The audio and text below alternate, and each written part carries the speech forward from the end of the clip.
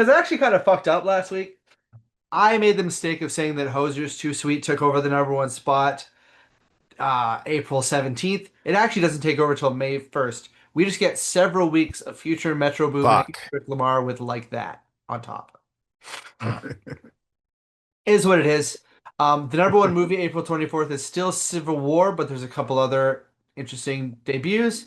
We get Abigail. That's the movie I did go to see in theaters that week, from the Radio Silence crew that were actually like. Turns out that the guys who made Scream 5 and 6 and Abigail and the Ready or Not movies were like the production assistants helping out on the early Lonely Island SNL videos because they were all really good friends back in the day. You Oh, know that? Yeah. the That more you know. yeah, something I've learned from the Lonely Island and Seth Meyers podcast. Um, also, flopping is the Ministry of Ungentlemanly Warfare, as Guy Ritchie has become just kind of like turning out liberal war movie slop I've guy. never even heard of that. I think it's just hitting too close to home right now. We live in a society with a ministry of ungentlemanly warfare right now. We live in a society? It's falling apart at the seams. Um, the number one movie, May 1st, which is a couple days before Tolerance Extinction Part, oh, the same day as Tolerance Extinction Part 1 comes out, is Challengers. Love Nice. Challengers. What an absolute, like, fizzy, overflowing, strange movie full of energy is Challengers. That could have been so much gayer. I was pr I was promised a lot gayer. I guess if you watch, there's probably the gay kisses in the trailers, I imagine. Oh yeah. I was going in, I was like, I don't really know a lot about tennis. Didn't matter. Yeah, it's not about tennis. It's about sexy sports. Um, Anyone for penis? You know, okay, so instead of anyone for tennis, anyone for penis. Got it. Tolerance and Yeah. Extinction Part 1 introduces Beau DeMayo's co-writer Anthony Sellitti, who looks like is the head writer on season 2, which is a good sign because this stuff is all jazz, directed by Chase Conley. We It's begin with Sellitti. Yeah, with the UN revealing to the world that Xavier is alive, which leads to an anti-mutant protest outside the school. I guess this is the one place where us knowing Xavier is good is driving the plot, is alive is driving the plot, but it's still like I think they could have been angry at the mutants just because of like the collateral potential damage of the Genosha event, right? Yeah, so Cable goes on a lore dive. He explains to us that the Genosha massacre is this absolute point in time that he couldn't change. He tried to change it over and over and over because at first they're mad at him that he didn't do anything about it, but he just couldn't change it. And Bastion is going to start a 300-year-old war that will lead to the enslavement of mutants in a human utopia. And he describes the utopia where mutants are like kind of doing all the hard work for everybody, and humans are just kind of benefiting from it. And it's a pretty good world for the humans, which is a Sounds a really lot cool thing. sounds a Like, lot like slavery to me. yeah, but I like how he's Yeah. not saying like this is going to destroy the world and make everything a hellhole. It's like, oh no, this is going to create a utopia for some people, and it's just going to be really bad for our people. And I think that's And they literally say like this will usher in a better era for humanity, as Charles said, but not as he intended. You yeah, know? Glad that won't happen in real life. That would be crazy. like the similarities to what's happening in Gaza with that getting mowed down to create a new larger utopia A for fucking resort. Jewish colonists is what's Hey, those people need living space as well, don't they? A little more Lebensraum for them. Cyclops, Cheetah, Cable go off on a mission. I really like this triad. They're like a family off on a mission, and Cable and Cyclops are kind of a little prickly, but in a more organic way than when Corsair and Cyclops were prickly. They travel to Harmony, Pennsylvania, where they learn the Bastion is a a human machine hybrid who was conceived after his father was infected with part of the advanced time traveling Sentinel Nimrod in the One Man's Worth two-parter. So it's really cool how that thing that used to just kind of be a standalone episode is now contributing to the plot. I love how Beau DeMayo keeps weaving in these little things that have happened that are cool and making them even cooler. The funders, the humans behind Operation Zero Tolerance, express concern over the massacre to Dr. Cooper and ask her to monitor Bastion. And Bastion explains that he is turning humans into prime sentinels like Trask using Sinister's techno-organic virus. So it's all tied in to the Cable Baby thing from the beginning of the season, which is nice. Cable baby. Cable Baby. Mhm. Cable baby. Cable baby man. And then Beast discovers all of the connections and how widespread the techno-organic virus is just as it's triggered. Bunch of sleeper agents. Boom! Suddenly, just millions and millions of people all over the world are Sentinels all of a sudden, including Trish Tilby, who has been giving an interview with Beast. In the 90s comic books, Trish Tilby and Beast were dating. And I think like the subtext, they've mentioned a few times, like Wolverine mentions, like, oh, your taste in women is bad, Hank, or something like that. Like I think they're Hmm. meant to be or implied to be dating here. It's just not ever made very explicit. They're fucking. Yeah. So like the person he's fucking turning out to be a robot, pretty Not shit. again. Isn't this the opening scene from Austin Powers? The second one? Yeah.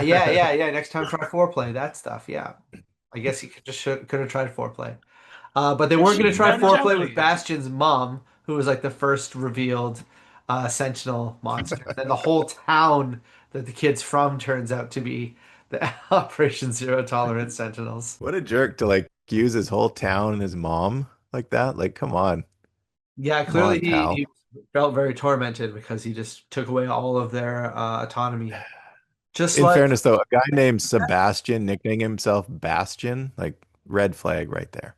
You Oh know? yeah. yeah, it's a terrible nickname. Like the only other person I can think of that has that nickname is the kid from the Neverending Story. And if you've read the Neverending Story book, it's all about him losing his identity to a story where he is the main character. They burned down Xavier's school and everyone's fighting back and it's a losing battle, but we get this awesome battle sequence with Wolverine and Nightcrawler fighting all of these Sentinels that are attacking in the thing. Like to me, the shot of the episode is the rotating shot around the room as Nightcrawler is like bamfing all over the place, and he's got three swords, two in his hands and one in his tail, and he's just keeping his So momentum good. going by popping around and cutting down all these Sentinels. It's fucking rad. I love having Nightcrawler on the show. Yeah, him and Logan are such a good team. Burnt down this house. Like it's getting Twice. insane. Juggernaut knocked it down, and then this Oh yeah, I guess. gets knocked down in the Mhm. cartoon. Gets knocked down They've in the definitely ripped a comic lot books. more of the Blackbird planes.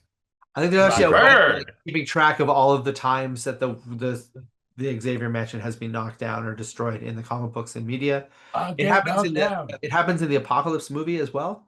There's Yeah, well, I mean, the first time that it happens, we get one of the best Quicksilver scenes.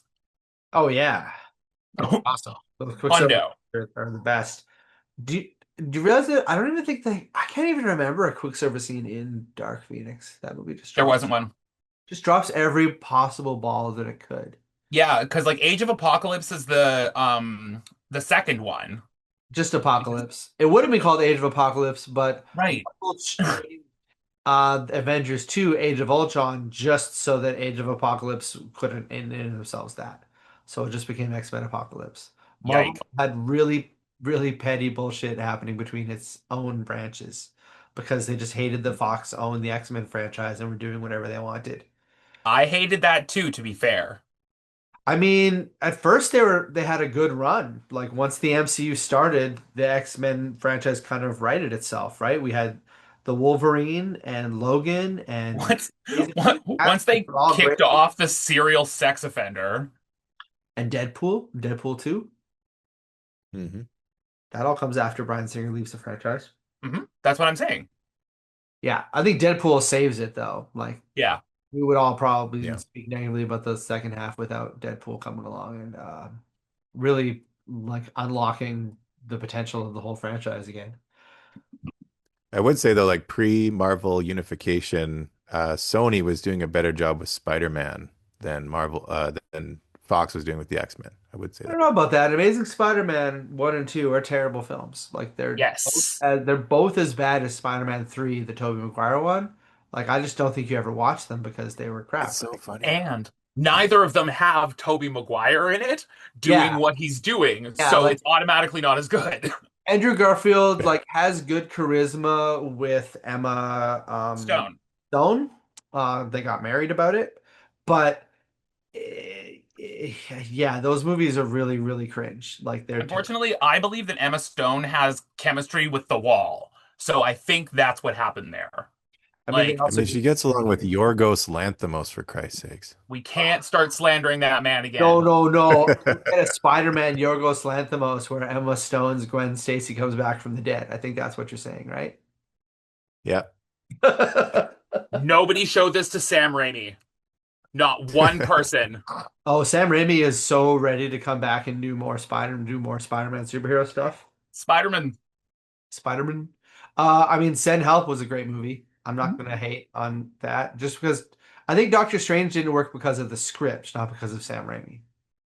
Doctor Strange was sick. I don't know what Doctor you're talking Strange about. 2? I don't know about that one, but the Yeah. first one is fucking Yeah, the cool. first one's great. The first one's written, directed by Scott Derrickson and he wrote it himself and it's a really good. Mm. I think it's The cool. second one The is second one is basically a mess. it's basically built around that entire sequence with the X-Men. And they built a movie around that, and you can't do that.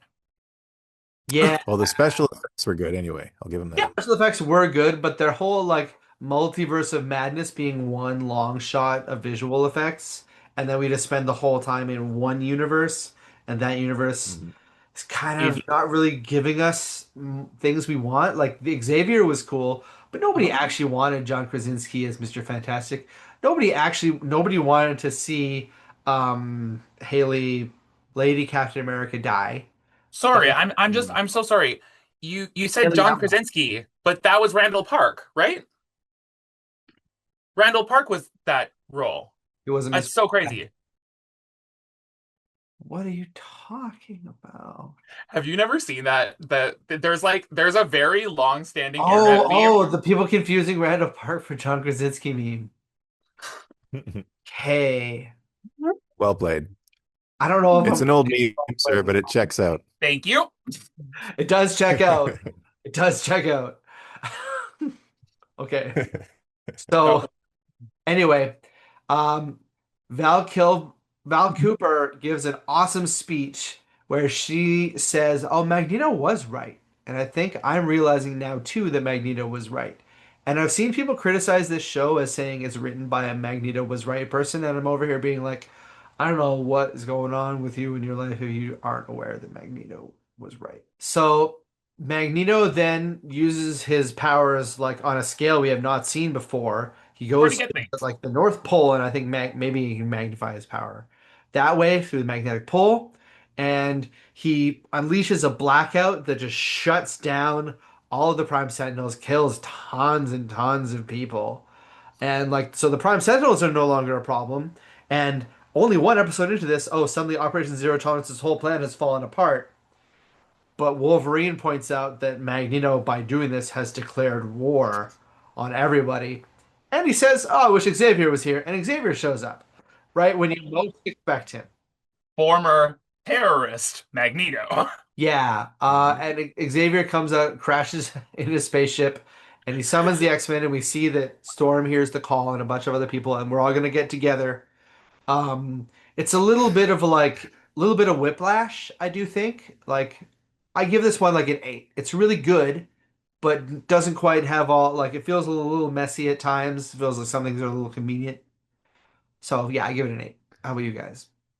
8.5. Yeah, I think like a solid 7.9, Bob.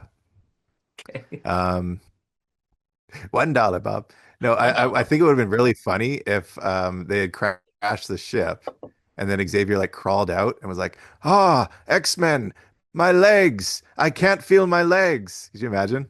And then he like stood up and was like, "Psych, it's me.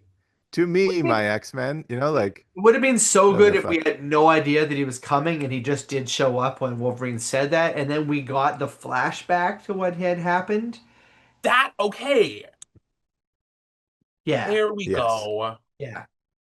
So I think like I don't know, the first time through I didn't notice any flaws, but I do feel that like maybe the way that this was handled was a little bit too obvious. Still, we're off to a good start. Oh yeah. It's shocking. I guess we're halfway through the overall four-part epic that I see in my mind, but I'm excited Mhm. to see where things go for you, man. That Magneto sent section where like he just like sent that EMP through the whole world. That's like Superman level of Right? superpowers. He is an Omega mutant, is he not? Yes, he is an Omega mutant. Like him and Storm and Jean and Iceman, I think, are the only Omega mutants we know, and Apocalypse. Hmm. Apocalypse. Iceman, really? Yeah, Huh. Iceman, because he can control the weather. Him and Storm actually have the same powers. They just manifest Right. through their brain. Hmm. Yeah. Interesting.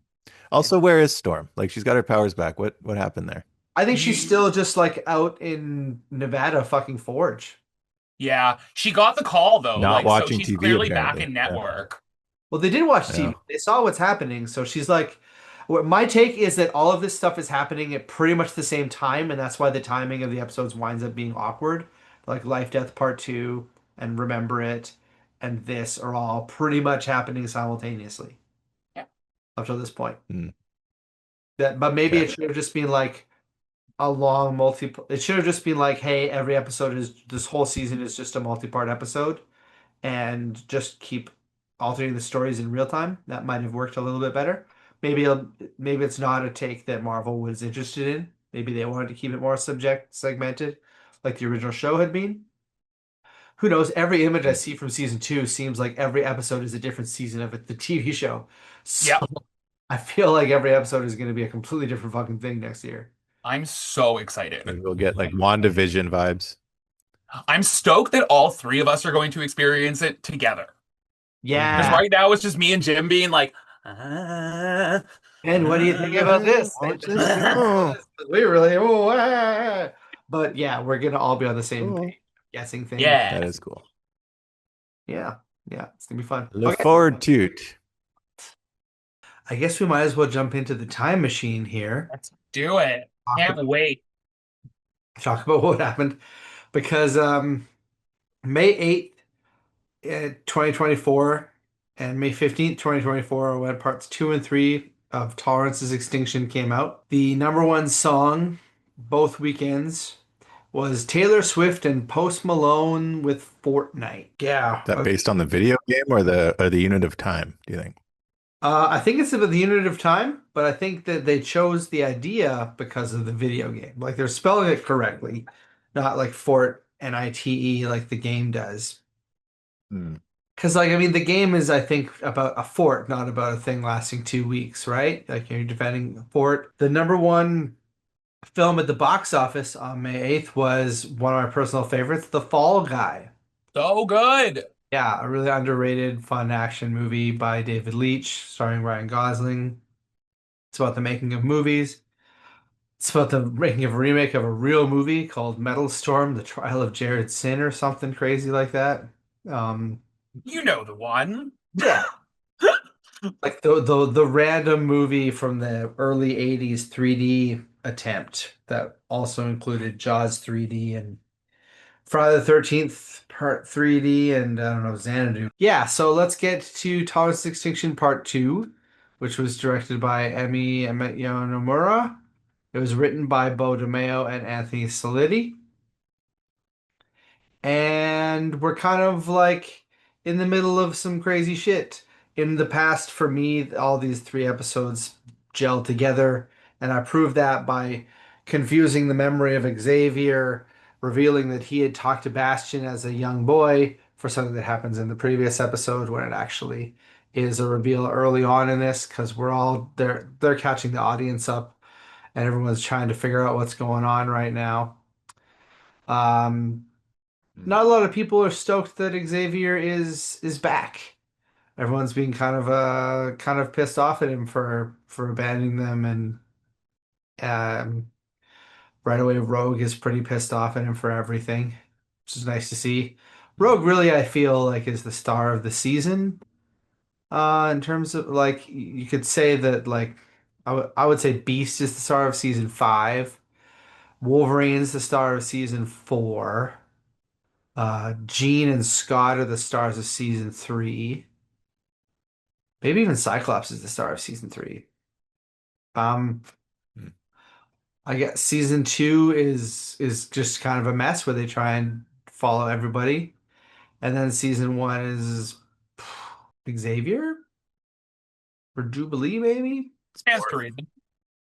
I don't know. Season one balances everything really well. Season two doesn't. I'll say that. And then season three's got Cyclops and Phoenix, and then you got your Wolverine year and your Beast year, and now we got our Rogue year. Um, and the X-Men are determined to make Magneto reverse his blackout because they keep saying for some reason when like the sun by the end of the day or when the sun sets, the damage will be permanent and something I'm not sure exactly how this follows because like the sun is setting somewhere all the time. So when Hmm. exactly is the real hard deadline for this? Is it like when it hits the international dateline? I I felt this was a little bit unclear. Yeah. Hmm. Magneto reestablishes his headquarters on asteroid M, and he chooses to leave the Earth without power, and everyone's just kind of freaking out and debating all the morals of whether Xavier's dream is alive or dead or worth it. Magneto invites any X-Men to join him, and Rogue and Sunspot do. Sunspot, who like his family betrayed him to the Sentinels in the previous episode, and he wound up having to like out himself to the whole world by flying around, and he saved Jubilee in a really fun moment in the previous episode there. Hmm. But he's just fully pissed off at everything, and he's going extreme. The rest of the X-Men return to their former base on Muir Island to regroup before splitting into two teams. Cyclops' blue team heads to Asteroid M to confront Magneto, while Storm and Jean's gold team heads to Bastion's hideout in the Galapagos Islands. I think in here is where we get a nice little conversation between Storm and Jean. Is it this episode or episode three? I think it's, you know what I'm talking about. We actually get Storm and Jean just talking to each other like, women who've lived together for close periods for a long time and consider each other sisters happen. And I'm thinking like, man, I've never seen this in movies, TV shows, cartoons, anything. They've never really given a shit about this relationship. Yeah, that's true. And they were roommates. Oh my God, they were roommates. Yeah. That's something cool too. She's like, Storm, have them mind your weather, and then she's like, and they weather your mind. It's like, hell yeah, that's tight. Ta-ta! So they're going to head to Bastion's hideout in the Galapagos Islands because Bastion is still a threat even though his sentinels are neutralized. Beast and Forge have created a collar that can block Bastion's technopathy and sever his control over the sentinels, which is an interesting way to reverse the classic image of the Genosha neck collars. Oh yeah. Mhm. The Gold Team battles an army of Bastion-controlled sentinels as well as Sinister, who takes control of Cable's mind and uses him to overpower Jean. And this is cool. Like Sinister has built imprinted stuff in Nathan since he was a kid, so we can take him over like that. This moment, I thought this was really dope. It's cool to see. Fucking mommy dearest over here. Yeah, Cable and Jean fighting is awesome. There's lots of very unique family drama between the two of them, right? Like his mother's a clone of this woman, but she remembers giving birth to him. And so there's a real sense of like, it hits when he's kicking her ass because he's super powerful, right? Just before she gets overpowered, she sends a desperate psychic message to Cyclops, but it looks like she might be drowned and done, which, she's been drowned before. So it Yeah, didn't I was gonna say pretty didn't low really, stakes for this one. yeah, it didn't really make me believe for a second that she was gone or anything. Nah. Yeah. On Asteroid M, Xavier attempts to take control of Magneto's mind, but is blocked. The X-Men teams up. All of the X-Men, it's worth noting, um, do the Storm thing and bust out their 70s costumes for this. Mhm. Mhm. Wolverine's got his Very 80s cool. blue, brown, and yellow costume. I'm not a huge fan of any of these different looks, but it is cool that they're busting out different costumes so it all kind of looks unique and feels different. Oh yeah. Yeah, it's like when a hockey team or whatever like puts on their old school jerseys a little bit. Yeah, I really like It's the like Cable costume though. It is the Cable costume I'm more familiar with from comics because it's what he was wearing in like the mid 90s. The classic blue Cyclops from the OG team and everything. There's a lot going on with it. Um, Marvel Girl, is that what they call it? Store yeah, Jean back in the day? in her Marvel Girl outfit, which I don't love. I'm hoping she'll get to wear like a Phoenix outfit or something in the next season. Hmm. I've seen some That glimpses. outfit does make her kind of look like a bird with the like big eye things. A It little is a bit. bit, Maybe yeah, that's what they're going for. yeah. It's a look that I could see working in live action actually better than anything if we see it. Mm, yeah. Maybe we'll see it with Sadie Sink. Who knows if she's even Jean Grey? Or like Watchmen style. It's Yeah, gonna be so Like the funny if she's Watchmen, the not old Jean school Grey. Watchmen. yeah. If Sadie After all of this, Sink with Jean Grey, that would be nuts. Although, I mean, if she isn't, I would really I'd be down for Indy Navarrete playing Jean Grey because she can handle the whole Dark Phoenix crazy part. Wolverine interrupts Xavier trying to like mind link with Magneto by stabbing him with the fucking claws right through the guts. And Magneto, like at Mhm. first, is kind of took off guard, but then is pretty much okay with it. And uh, like his recovery is interesting. Like, is he able to recover from an injury from metal very quickly or something? What's going on with that? the worst person to do this, the 100% worst person to attack Magneto is the guy with a metal fucking skeleton. Yeah, I, Mhm. I there's just, memes about this, how it's ridiculous for Wolverine to attack, but we finally get a really good consequence. I think like the directing of this is weird because Disney didn't want to let them show Magneto pull the adamantium out of Wolverine, but that's what happens in the comics. That's what they're referring to. It's this event called Fatal Attractions, um, which was also like sowing the seeds for Onslaught. Like this originally was planned to be sowing the seeds for Onslaught.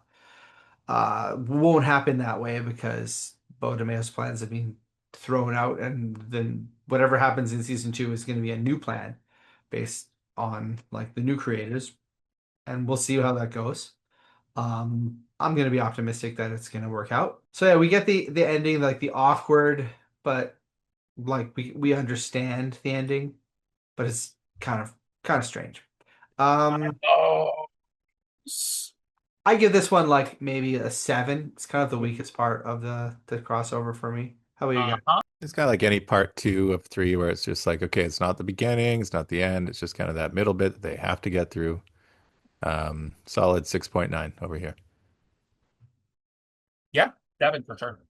The next week is May 15th, and the number one movie, because the song is the same, but the number one movie is Kingdom of the Planet of the Apes. A really well animated movie. I'll give it that. It's beautiful. It's the cool. The opening is cool with like the ancient aged cityscape that they're moving through, but it was entertaining the first time, but the second time through, I was pretty bored by it. Yeah, It's a movie. I don't sure know. is. How many of those Planet of the Apes did they make lately, like in the new series? The new series has four, Oh, and I think Varying I think the original degrees went of to like cool. 6 or 7, maybe. the original series went to five, although the fifth one was like actually a TV movie. Uh, Oh. and then there's a TV show after that. Um, Hmm. I'd say that the new series is a lot better than the original series because the original series is batshit crazy. Like the second movie ends with the whole planet Earth blowing up, and then the third movie is about the survivors time traveling back to the 70s and starting the cycle all over again. Holy shit, I forgot about this. Are We they just, crazy? oh my God. Yeah, like it's a really bonkers series, and then the new ones are like I think solid. There's nothing It really. made Tim Burton's super bearable because the other, like the previous ones were so fucking nuts that you're Yeah, just like, okay, Hmm. cool, some normalcy, I guess. yeah. Tim Burton's Some is normalcy from Tim Burton. Right? no, Tim Burton's is the worst Oh, for sure. All of the I didn't new, realize that wasn't part of the same series. So that was a standalone in between these yeah, other series. Yeah, yeah, no one let him do that again. yeah. I would say this era of Planet of the Apes is the Yeah. third Planet of the Apes franchise. Um, like it Mm. starts with James Franco, sadly, but although that one's fine, the second one's the best one, I think. Dawn of the Planet of the Apes with Gary Oldman, Harry Oh yeah. Russell. It's a good one. The Woody Harrelson Hmm. one's fine. This Kingdom one's fine. Like I think the only human in it is one of the is the girl from Witcher. It's like smaller scale maybe, but a fun little adventure, I guess, in that world. If you like overgrown images of the future Earth after a lot humans have gone, then there's a lot of that in it. Yeah, let's get into the bonus-sized finale for X-Men 97. I'm 12 telling ya, Yeah. Direct this is the fucking jam. Yeah, written by Beau DeMayo and Anthony Sellitti. This really just like they Oh, really make extra good use of that double size. Like it's twice as long as the original X-Men 92 episodes. I wish it was longer. Yeah. Oh yeah. At the end, I was just like raring to go, Give and me a fucking feature of this. Like, with Wolverine critically injured, Xavier takes control of Magneto and restores power to Earth, fracturing Magneto's mind. Just fucking gets in there. Jean, connecting to the cosmic power of the Phoenix, places the collar on Bastion, restoring the Prime Sentinel's humanity, and reverses Sinister's mutant augmentation, which frees Cable. And okay, then let's everyone was better. yeah, like this that's a whole that was like 15 minutes of the episode right I there. know. Okay, so in the beginning here, like Xavier and Magneto are really going in deep into Magneto's psyche. We get a version of Magneto that doesn't like I think because he's fractured by the fact that he can't remember his parents' faces anymore, he forgets who he is inside, and Xavier's trying to like keep him above water in this sinking ship inside his mind.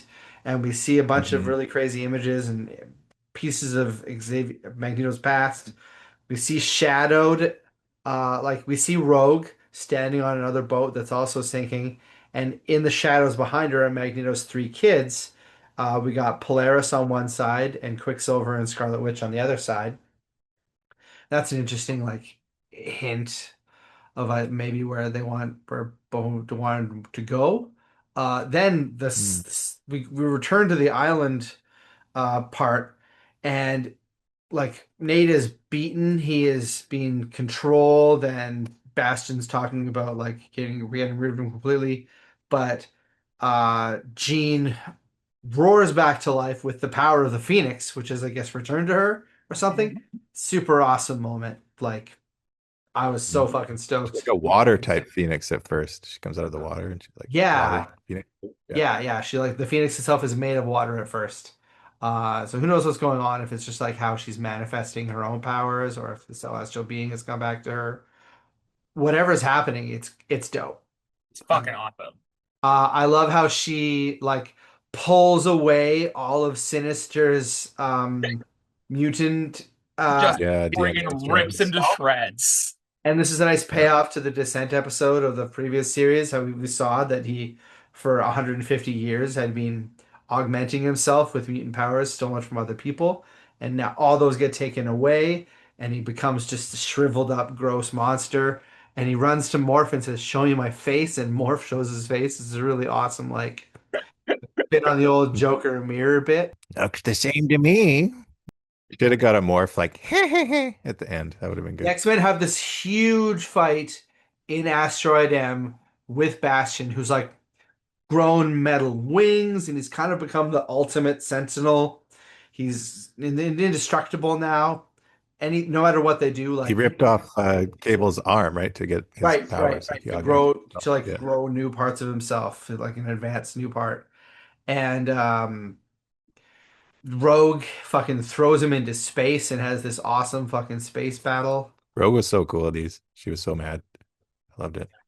Jean even goes up to space and joins the X-Men in the fight against Bastion, who's also flown up into Asteroid M. And everybody's trying their hardest. Like Sunspot is making fire happen in outer space when he's fighting with Bastion, but no one can quite beat him. He just keeps coming back and growing back. And so Cyclops decides to start recruiting him. They refute his assertions that his mom, that Xavier didn't try to help his mom, but they said that no, Xavier did try to help your mom, and your mom was a bigot and didn't want the help. Oh, I was just so caught up in the operatic score version of the X-Men theme song that was happening in the background. That was Yes. such an amazing artistic. Excellent music. I was so like enthralled by that. That was the part when the X-Men rest of the team comes in the Trojan horse of a Sentinel, and then they land on him, right? And so God. like Beast is trying to crush his head with the leg of a Sentinel. But they kind of break Bastion's mind and manage to beat him. But the asteroid is still crashing into Earth. And the US government launches missiles at the asteroid because they've got these magneto protocols, so they're just using them against it.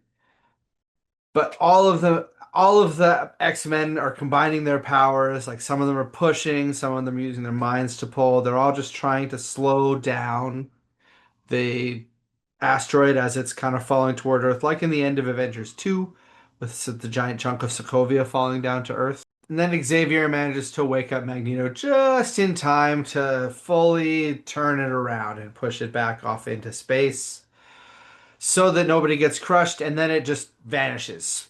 And all of the X-Men are presumed dead. So you do kind of wonder, like, oh, was it going to vanish if they didn't push it back? Or what's going on with that? But I guess we'll find out when we find out about the reason for the vanishing in the second season. Because yeah, we get a 6 month jump to when Bishop arrives in the modern time. It's got to be 1998 at this point, right? And he talks to Forge and criticizes the Forge as looking for a replacement X-Men, but like I don't really understand why Forge would be doing that because he's already got X Factor. He's got an X-Men team. Like, wasn't that his future team? No, Forge was with X Factor in the present. Like we've seen a few episodes where Oh Forge yeah.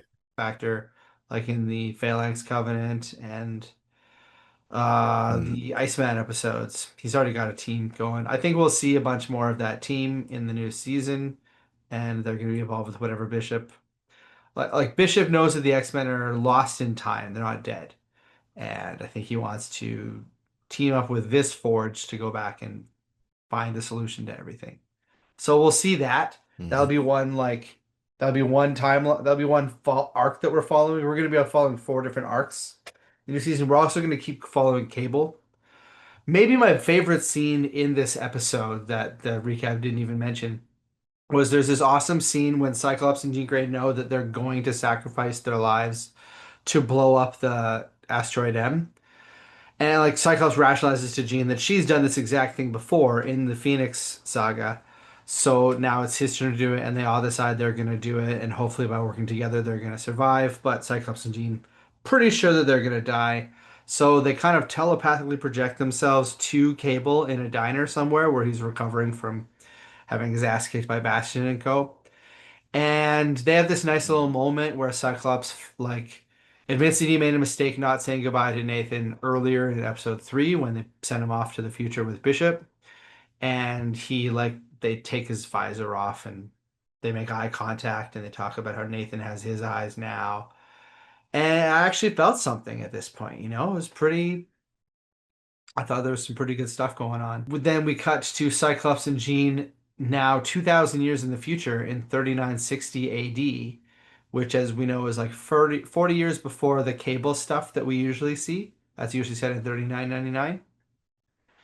So Hmm. they're in the desolate future where they encounter this nomads in this wasteland, and the nomads are led by Mother Ascani, and we see a young Nathan. And this is a reference to a miniseries from the mid 90s called The Adventures of Cyclops and Phoenix, where Cyclops and Phoenix were mentally thrown into the future and actually spent years raising Nathan in secret while pretending to be other people. And I Hmm. think that um, we're gonna see them do that for real with their physical bodies in the future. They're gonna really raise Nathan as their son. I think that they're probably going to have spent the longest amount of time in their timeline before coming back to the modern age. So that's interesting. And also, Mother Ascani is their daughter from another timeline. Hmm. So I imagine they'll incorporate that somehow, but hopefully without making it all too crazy. Rogue and Nightcrawler show up in like on the set of Stargate, and there's all of these like, Horus headed or whatever headed goons attacking some people, and they defend this pale guy from attack. And then they find out that Beast. Ibis headed. What? I think ibis headed, maybe like the bird. Yeah, yeah, maybe that. Um, Sorry. the Beast and Xavier and Magneto show up too, and we kind of get the inclination that it's in ancient Egypt in 3000 BC, and the guy that they've saved reveals himself to have some familiar ass blue lips, and he says he's En-Sabah-Nur. Eagle-eyed viewers may remember that En-Sabah-Nur is the original Egyptian name of Apocalypse. We are in his origin now. This is a reference to another miniseries that I actually read back when it came out called Rise of Apocalypse. And in that story, Kang had gone to the past, became the form of Ramatut, and was dominating this era of Egypt, and Apocalypse like initially rose up as a resistance against him. So I think we might see the X-Men teaming up with Apocalypse in the past to fight Kang, which is some pretty crazy stuff. Nice. Kang and Kodos. Yeah. Oh. Just some wild places to be left here. And then in the final post-credit scene, we see Apocalypse in Genosha. We don't see him directly, we just hear him. We see him from behind wearing shrouds. We see his hand picking up a playing card, and he mentions that there's so much death, and that's the ending. And everybody, based on that, thinks that Gambit is going to be resurrected as Apocalypse's Angel of Death. The ace of spades. The ace of spades. So there's a lot of cameos in this final episode that are a lot of fun. We see Daredevil, Cloak and Dagger, Psylocke, Alpha Flight, and Omega Red all fighting the Sentinels, which is pretty cool. Mhm. And Omega Red might actually just be fighting the Russian government. I would personally love it if we got to see some more Omega Red in the next season, because like we talked a lot about the potential. The potential is always there with Omega Red. It just hasn't been fully executed. Wasn't Omega Red stuck at the bottom of the ocean in a sub? Oh, you know what? You are correct. So I guess that's a continuity error. Maybe they fished him out and put him in hiding because there was too great a risk that he could, just escape at any time from that sub. Maybe he did escape from that sub. It's been 2 years. We don't know. Okay. But great catch, because I didn't catch that. We see Iron Man and Captain America, and there's a real implication that there is an Avengers team active in this world. Also, there's a great moment in part 2 when Morph turns into the Hulk and smashes a whole bunch of Sentinels. Yeah. That's the Hulk. I really love that. Morph smash, I think he says. Yeah, they Pretty really morph super well. Perhaps the most interesting moment of Morph, though, is in this third part. Because Wolverine's totally sidelined and in a hospital bed for this whole episode because, as we mentioned, all the adamantium got pulled out of his fucking body. Wolverine's struggling and he's doing his Jean bit. And Morph says, well, she's not here to say it. So he turns into Jean and says he loves him. But I don't think he's just pretending to be Jean saying he loves him. I think this is Morph actually saying he loves Logan in this way. And I think it's a pretty touching moment and a little creepy and weird. Mhm. So, yeah, there's just so much it just really feels like this episode is a level up in terms of the dramatic tension possibilities of this show. That's why I kept being like, oh, I don't want to exactly give Bright Eyes a 10 because, man, this to me is where the 10. Like, this Oh is yeah. the potential of the show. And if they keep going right, they could even do better than this. I see potential. I could also see potential for this to be the peak. But this is great. The most important cameo and the one that caused the most talk is we see Peter Parker and Mary Jane Watson together, looking exactly like they did in the 90s cartoon. And the way the original 90s cartoon ended was Spider-Man was swinging through realities reality to reality in the hopes of being reunited with Mary Jane. And because he never really did get to see that moment, like the last scenes in the show is he winds up in the real world and hangs out with Stan Lee and swings Stan Lee around and they have a philosophical conversation. And then he goes off to presumably be reunited with Mary Jane. But fans have always wanted more Spider-Man.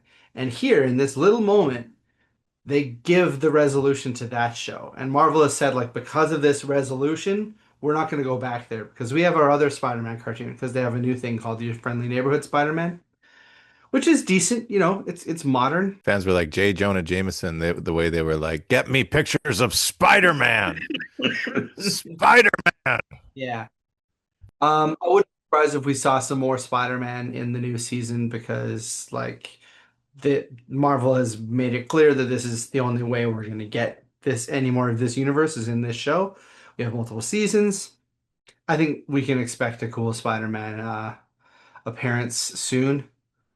What do you guys think? How's your star ratings for the final episode? 10 out of 10. Yeah. I Yeah. mean, what more can you say? They capped it off great. Lots of good different storylines coming together. Stuff that kind of comes from the first season of the first series, even pulling through. Like it's like really thorough. They did a really good job pulling it all together. Like I love that joke when they said like Morph was only on the team for less than 30 minutes before he got thrown to the wolves or whatever. And it was like, yeah, good one. Yeah, yeah. I also really like how Rogue says his name was Gambit. Remember it, right? When she fucking punches Yeah. Bastion into outer space. Like it's Mhm. just the writing is just top tier, top notch, great episode. And I'm just super excited. Like this is gonna be coming out a couple days before the new premiere. We're 3 weeks away, and I can't wait. I'm just so stoked to see what Mhm. happens. Hyped. We're gonna get some reviews in 4 days when it premieres at the Film Fest. And I'm going to do my best to avoid all of those spoilers. I still haven't watched that trailer. Did you watch the trailer, Jamie? Yeah. And Ben, yeah, I know you haven't watched it. Even if I did, would I remember? Probably not. No. But yeah, we'll be talking about what's happening now as well because this is a time capsule Mhm. show, and what's happening in the world today is important, relevant to what's happening. I mean, just look at what happened last month with The Boys, which had Homelander doing some crazy shit at the exact same time as the actual real American president was doing the same weird shit. The So gold statue was a bit on the nose, but it landed well. who knows? Maybe we'll take a great leap forward as a society in throughout the July and August run of this show because God, it's going to be a doozy of the summer, right? Oh yeah. Hmm. 250th year of America. Empire 250th didn't and fall final. after 250 years, right? Yeah. That's up for renewal, so we'll see. Series finale. Hopefully. Inshallah.